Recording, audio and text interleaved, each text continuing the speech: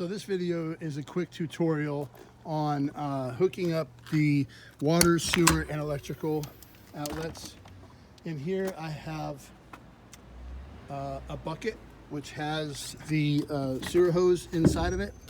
I have some gloves that I highly recommend wearing whenever hooking up sewer hoses, and even the electrical or water hose. It's good to have it just to keep your hands from getting dirty.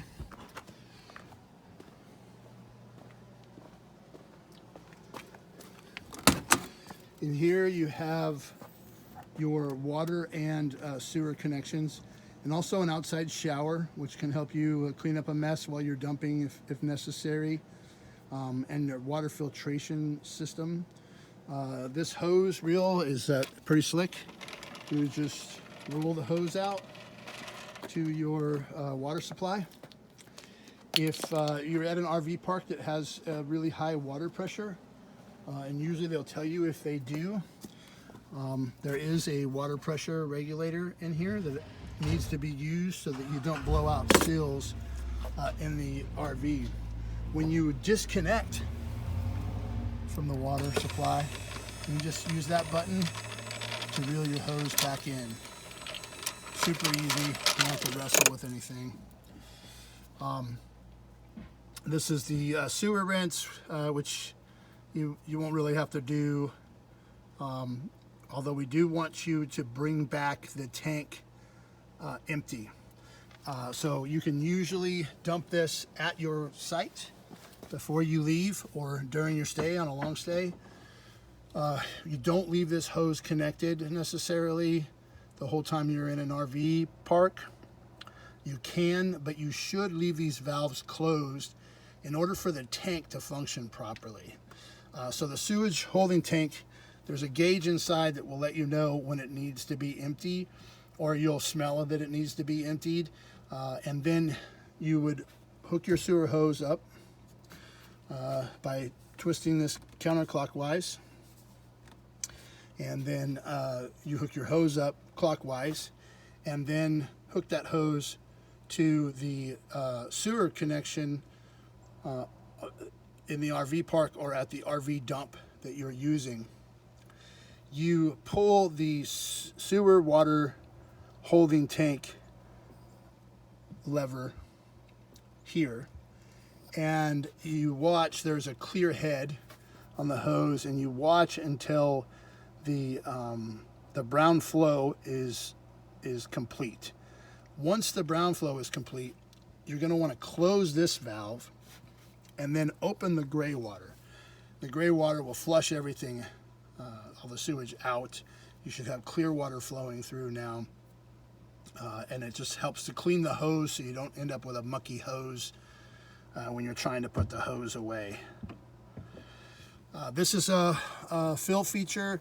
If you have your water hose hooked up and you want to fill the tank in the coach, you can do that simply by turning this valve up, and that will fill your fresh water. This is the switch. You can turn the water pump on and off from here. These switches are all over the coach when you want to turn the water off and on. And these drains and things you won't have to worry about. These are stuff that we do when we need to winterize the coach. So that's really all you need to know about in here.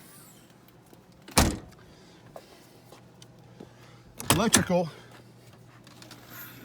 same sort of setup. You can pull the hose out of this reel and plug it into the shore power at the RV park you're staying in, or with an adapter to residential power. Although keep in mind, most houses, I have a 30 amp RV hookup here at my house, but most houses are only going to have a 20 amps of service on their outside outlets at the very most. So you may not be able to run like an air conditioner and a microwave at the same time on that 20 amps. So be conscious of that. This adapter right here that plugs into the main power adapts this down to a 30 amp service. Most RV parks are going to have 50 amp, some only have 30 amp, so this will work on either. but you're going to want to use this adapter to plug into the 30 amp.